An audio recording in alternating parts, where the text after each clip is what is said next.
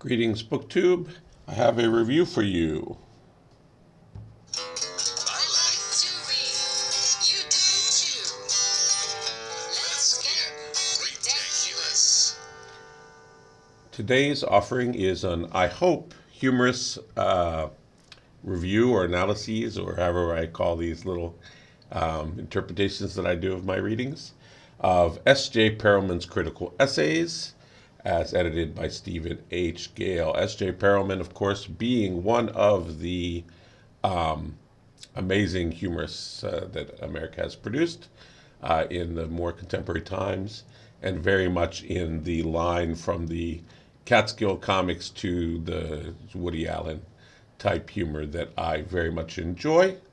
It starts with a warning not to be enjoyed by dame dancers, cravatiers, Lasham whoremongers, Messieurs Joff, safari gazers, editors of 10 Ways articles, razor roars to the king, Emmanuel Lewis, Philip Roth, American Psycho analysts, the Hugo Douanerie, nor by his honor. And has an epitaph, what sneer they? Let them sneer, by Ogden Nash. Someone once said that writing an introduction to a book is like a pretty girl, but he escaped me before I could find out what he meant by it. I chased and chased him, but he was younger and quicker than I, and so I never did learn the payoff. The greatest of all introductions is by Benchley, another great American humorist, not by S.J. Perelman, our subject. Let us therefore begin with S.J.'s antecedents. Benchley called S.J.'s humor dementia precox, and compared it to Benny Goodman's swing. High praise indeed. Blair and Hill contrasted S.J.'s ad man to Benchley's little man, defeated by uniformed salesmen. My collar wilted. Let us look at S.J.'s face card. Joycean horse jinx, his style, Perelmania. Steve Allen notes S.J.'s American gift for overstatement. Ogden Nash notes S.J.'s use of lancet magnification against the petarded.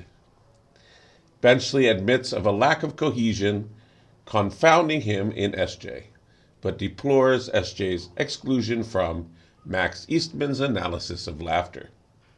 Other aspects of S.J.'s style relate, for example, to the Spritz defense. Like all arguments with leeches, this one was futile.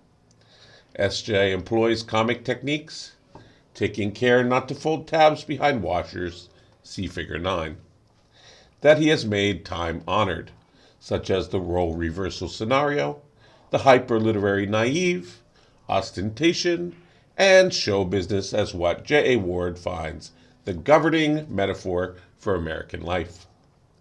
Much sink has been pilt over whether S.J. wrote parody or satire at any given moment. I prefer to call his work parodic. Yeats's article calls it perelmontage. A mere glimpse at titles reveals his grandiloquent puniness, e.g., Malice in Wonderland. Even his writings from life, Acres and Pains and Rising Gorge, his farm set, and his unfinished Hindsight Saga. R. Burstein calls S.J.'s strike-cross play beauty part. Candide among the culture vultures. Gulliver would be better. Gargantuan, of course. S.J. writes for himself, and not for the grocer on his shoulder. When asked what techniques he uses for inspiration, just anguish, he replies, which he frequently inflicts on us with Mrs. Macabreisms as groaning as, say, every nook and granny, or the writer is a necessary weevil of Hollywood. S.J.'s progeny are far-flung, although they may not know it. They go in two main directions, as did the man. Academy Award, Brown University, D.Lit, honor. Around Hollywood in 80 Days and Bookish. We'll return to the later, and Ogden Nash, after this message. Now to Hollywood. Cloudland of leeches and cream. All impresarios in a demi-monde. The brothers Marx and S.J. are intimates. The mask is the face. He is not nearly so soupy as Woody, but who owes him acknowledged debt, as does Sacha Cohen. Comparing titles highlights Woody's debt to S.J.'s. Woody's Getting Even to S.J.'s Rising Gorge. Woody's Without Feathers to S.J.'s Horse Feathers.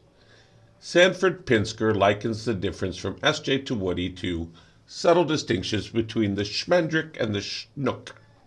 But there is more Rastignac to S.J.'s protagonist than there is to Woody's Macarogue Schlemiel. Woody found a niche, whereas S.J. hated hack work for Hollywood, an occupation which, like herding swine, makes the voluntary pungent. I won't insist further. As Woody put it, Democritus called it atoms, Leibniz called it monads. Fortunately, the two men never met, or there would have been a very dull argument. In the literary realm, we have only to survey the names of Nash's grotesques and eccentrics. Balso Snell, Lonely Hearts, Lemuel Pitkin, Shrike, and of course Homer Simpson, to see clearly his debt to S.J.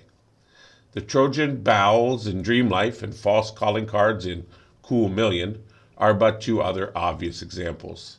Ultimately, however, it must be admitted that S.J. failed at the most important thing, the importance of healing Ernest.